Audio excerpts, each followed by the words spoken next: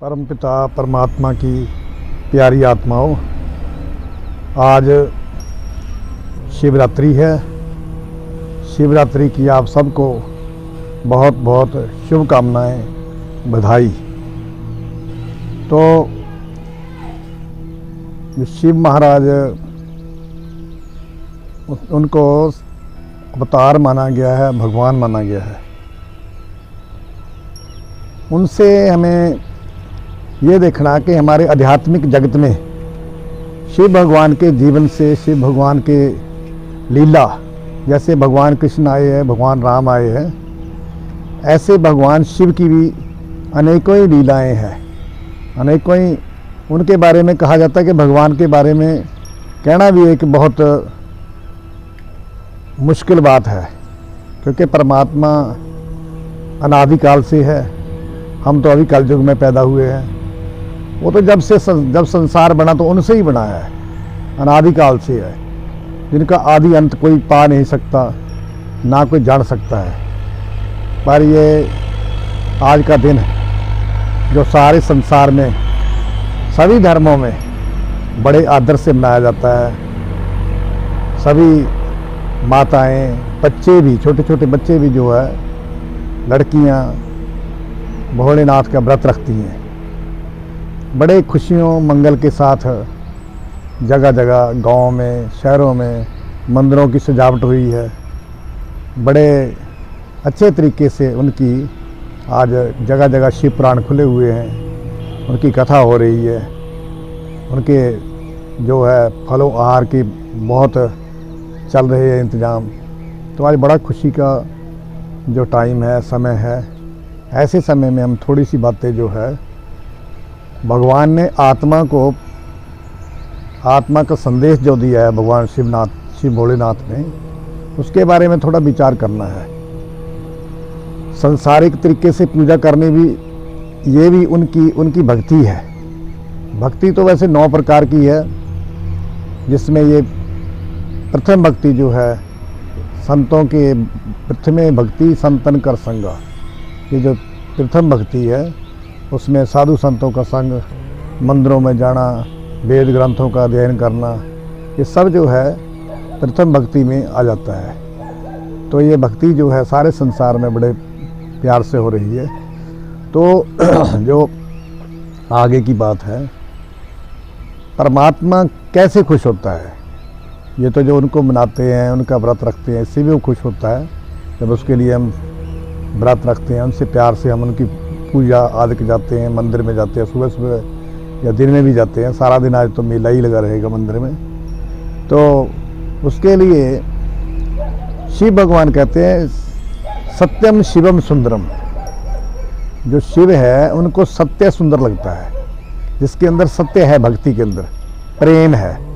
प्रेम भी सत्य का रूप है। सत्यम शिवम सुंदरम, जो सबसे सुंदर वस्तु जो भगवान को लगती है वो सत्य है। सत्य ही शिव है, शिव ही सत्य है। सत्य का मतलब है जो उससे ऊपर कुछ नहीं है। सत्य एक ऐसी चीज़ है जिसके लिए बड़े बड़े महापुरुष सत्य को खोजते रहे। हम भी सत्य की तलाश करते रहते हैं। सत्य से सुख होता है। सत्य ही शिव को प्यारा है। सत्य ही शिव को जो है वो सुंदर लगता है।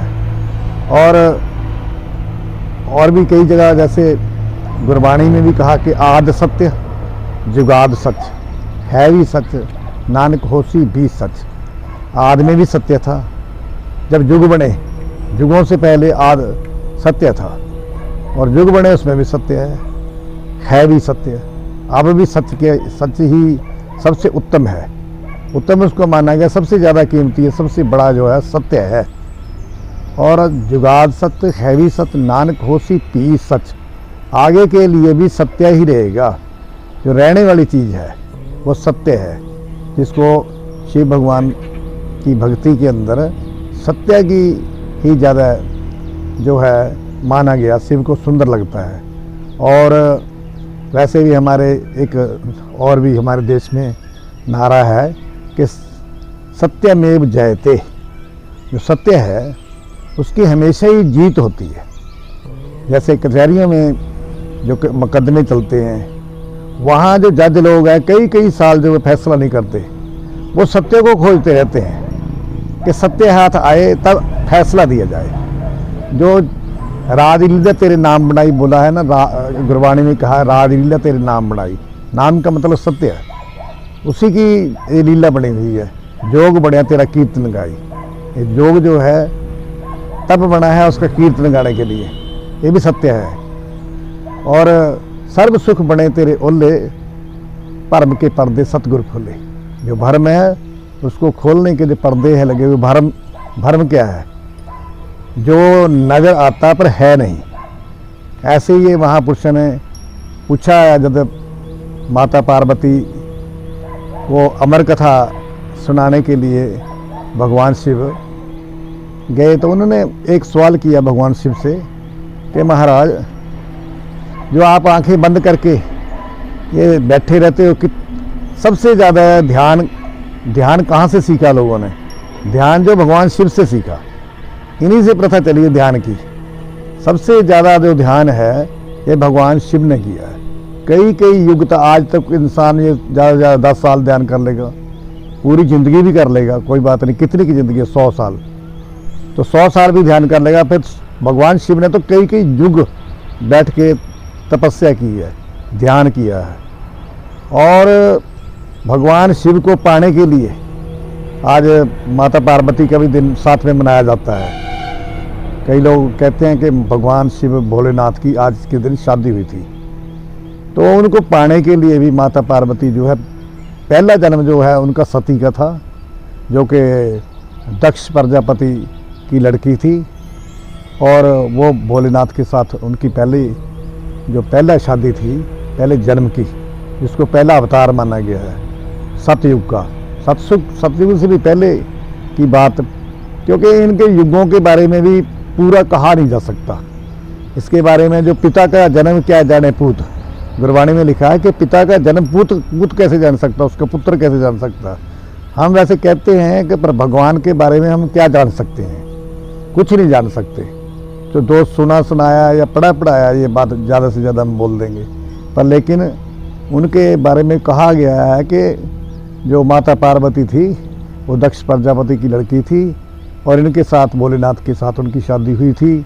और वो बड़े अच्छे तरीके से जैसे संसार में रहते हैं, क्योंकि आज तक जो बनाई है उदाहरणें, वो भगवान ने लोगों को दिखाने के लिए, संसार को आगे दिखाने के लिए पहले आप बनना पड़ता है। अच्छे गृहस्थी बनना है तो अच्छे गृहस्थी भी भगवान से सीखा जाता है कि कैसा होता है अच्छे गृहस्थी।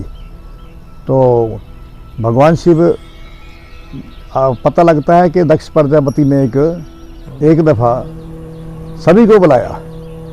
सभी को बुलाने के बाद जब ये गए, सारे देवता भी गए, भगवान शिव गए, तो भगवान शिव अपने भजन में लीन थे। दक्ष प्रजापति आया सामने, तो इनका ध्यान ऊपर था, ये ध्यानी थे, हर समय ध्यान में रहते थे। तो इन्होंने देख, जो दक्ष प्रजापति सामने आया तो सबने उनको नमस्कार किया। वो बाकी देवता कोई ध्यान में नहीं थे, लेकिन भगवान शिव थे। इन्होंने देखा, इन्होंने ध्यान ही नहीं किया, क्योंकि इनका ध्यान ऊपर। ये आपने सभी ने हमने सोचना है कि भगवान शिव किसका ध्यान करते थे। ये भी एक सवाल पैदा होता है। जब वो भगवान खुद थे तो वो भी किसका ध्यान करते थे? वो कहते मैं भी हूँ, पर मैं किसका? वो शक्ति का ध्यान करते थे। इस शक्ति ने उनको बनाया, शिव को बनाया। शिव को शक्ति तभी बना गया कि उनके द्वारा ही शक्ति संसार में पैदा हुई है। शिव के द्वारा उनके अंदर प्रकट हुई। जैसे जमीन के अंदर बीज प्रकट होता है, दरख्त बढ़ के बाहर आता है, इसी तरह से ये माना गया कि जो शंकर भगवान, शिव भगवान है, भोलेनाथ, जो शक्ति है परमात्मा की, परमेश्वर की, जो निरंकार परमात्मा, निराकार, इसका कोई आकार नहीं है। तो पहला आकार भगवान शिव का, कोई शिव का बताते हैं, कोई विष्णु जी का बताते हैं। ये तीनों ही चीज़ एक ही है, ब्रह्मा विष्णु महेश, ये तीनों एक ही है। इनके बारे में भी कोई पूरा ज्ञान नहीं कर सकता। जब एक ही हो, एक चीज़ 1 से 3 बन जाए एकदम, तो उसको क्या जान सकता है कौन पहले हुआ कौन बाद में हुआ? इस करके इसके बारे में तो कहने का बात यह है कि जब उन्होंने दक्ष प्रजापति को, उन्होंने तो निकल गए अपने, पर उनके मन में ईर्ष्या आ गई कि ये मेरा जवाई है, और बच्चे के समान ही है। इसने मेरे को नमस्कार नहीं की। तो बताया जाता है फिर उन्होंने एक सम्मेलन रखा, सभी देवताओं को बुलाया और भगवान शिव को नहीं बुलाया। तब क्यों ने सोचा कि इसने मेरे को नीचा दिखाया, मैंने इसको नीचा दिखाना है। दिखाने के वास्ते उसने एक यज्ञ रखा, यज्ञशाला बनाई, यज्ञ रखा गया। तो उसमें सभी देवता, जो देवता हैं कि जो देवताओं की घरवालियाँ जिनको बोलते हैं पत्नियाँ, देवियाँ, वो सभी आई।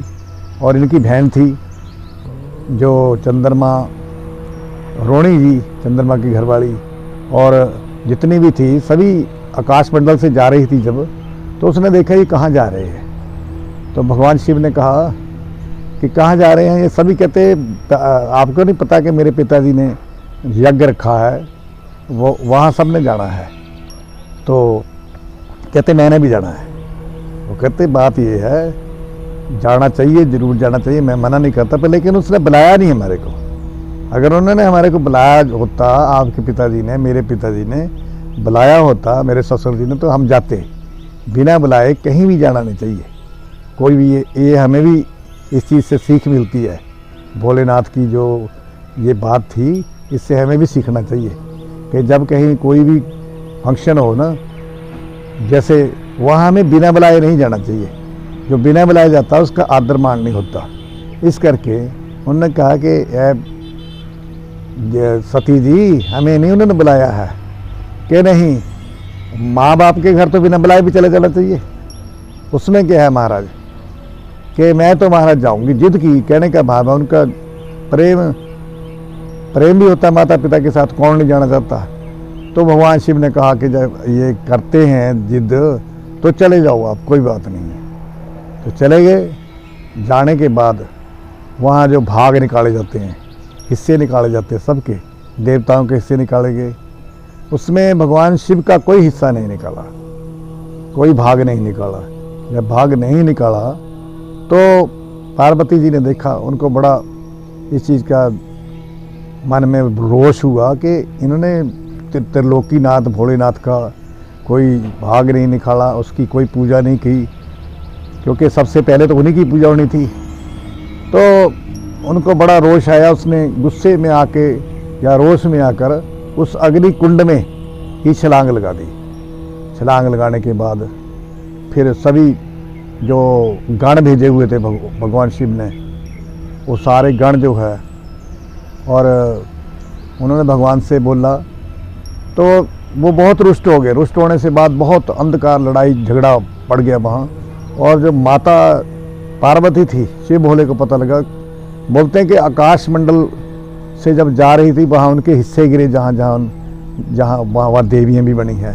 9 जगह जो माता के कहीं उनके नैन गिर गए, वहाँ नैना देवी बन गई। जहाँ उनका दिल बना, मन गिरा, वहाँ मनसा देवी बन गई। ये सभी देवियाँ भी सती के अंगों से बनी हुई है। इसी करके इनकी बहुत मानता होती है, होनी भी चाहिए। और हमें इनको, ये हमारे शरीर के भी हिस्से ही है, समझ लो एक किस्म के। जो आँखें हैं ये भी देवी देवताओं से कम नहीं है। कान है जो, ये भी देवताओं से कम नहीं, क्योंकि ये इनके सुनने, ये भी हमें बहुत जो ज्ञान देते हैं। आँखें, कान, जो हमारा सारा शरीर है, ये सब हमारी देवताओं की अंशी है। हमारा शरीर रोम रोम में, हमारे में, जिसको बोलते हैं 33 करोड़ देवी देवता, इंसान शरीर के बीच में भी है।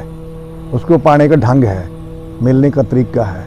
कहने का भाव है, जब ये दोबारा फिर इनको बताते हैं कि जो हिमाचल राजा था, उनके घर में दोबारा दूसरा जन्म जो है माता पार्वती के रूप में मिला।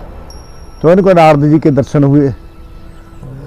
नारद जी से फिर इनको ज्ञान मिला। ज्ञान मिलने के बाद में इन्होंने तपस्या की भगवान शिव की पाने की। काफ़ी देर तक तपस्या करने के बाद नारद जी ने इनसे पूछा कि आप किस लिए तपस्या कर रहे हो। तो मैं शिव भोले को मनाने के लिए तपस्या कर रही हूँ। तो कहने का भाव है कि इन जो शिव थे, उनकी शादी जो है फिर हिमाचल ऋषि, जो हिमाचल जी थे, उनके घर होनी फिर दोबारा तय हो गई माता पार्वती के साथ। फिर उन्होंने एक ऐसा रचा कि उसमें जो सभी जो गए, भूत प्रेत आदि इनकी बारात में गए, बढ़िया खुशियाँ मना रहे हैं बड़े इससे, क्योंकि इनके जो महाकाल है, ये महाकाल के साथ बारात भी तो उन्हीं की जानी थी, और देवी देवते भी साथ में सूक्ष्म रूप में थे और आगे वो, और एक परीक्षा भी थी एक किस्म की माता पार्वती की, कि अपना रूप भी उन्होंने ऐसा बनाया बैल के ऊपर बैठ कर के, और सांप बिच्छू आदि कितने जो जीव है उनके गले में लिपटे हुए गए कि डर जाए पाने के लिए। पहले जो परमात्मा को पाना होता था, बहुत इंसान जो ध्यान करते हैं उनको पता है इस चीज़ का, आगे बहुत सारी बाधाएं आती है ध्यान करने वालों के साथ। तो कहने का वादा, बड़ी खुशी से जो शिव भोलेनाथ का विवाह हुआ, विवाह होने से माता पार्वती जो है उनके जो है अर्धांगिनी बन गई। बनने के बाद फिर वो अपने कैलाश पर्वत में वास करते रहे। करने के बाद एक दफ़ा जो है अमरनाथ में, इसको मैं पहले भी सुनाना चाहता था, अमरनाथ में गए। वहाँ जाकर माता पार्वती कहती कि आप सारा दिन ध्यान पर बैठे रहते हो, किसका ध्यान करते हो आप, किसका? फिर कहते उमा कहूँ मैं अनुभव अपना, ए उमा मैं आपको अपना अनुभव कहता हूँ, मैं किसका ध्यान करता हूँ? सत्य हरि नाम जगत सब सपना। अगर है यहाँ संसार में सत्य तो हरि का नाम है, परमात्मा का नाम है, ये सारा संसार जो है सपना है। तो हमें भी इस चीज़ से ये सीख लेनी चाहिए भगवान शिव से। उन्होंने रामायण जी में भी ये कहा है कि सत्य हरि नाम जगत सब सपना है, सारा संसार सपना है, और इसमें हमें भक्ति, सिमरन, ध्यान और सेवा आदि जो है ये करनी चाहिए। जीव को जीव की सेवा करनी चाहिए, जीव को जीव से प्यार करना चाहिए। तो इस मौके पर फिर दोबारा आप सबसे मैं क्षमा भी मांगता हूँ अगर कोई, क्योंकि इतने छोटे टाइम में, इतने थोड़े टाइम में इतने बड़े विराट भगवान की महिमा इंसान क्या कर सकता है। मैं थोड़े से शब्दों में जो धन्यवाद के रूप में आज उनका जो है खुशी का समय है, इसके ऊपर थोड़ा सा बोलना चाहा, आपसे शेयर करना चाहा। तो अगर बोलने में कोई कुछ गलती हो गई हो तो क्षमा का जाचक हूँ। और आप सबको फिर दोबारा आपको नमस्कार और शिव रात्रि की लाख लाख शुभकामनाएं। धन धन भोलेनाथ। ओम नमः शिवाय। चलो।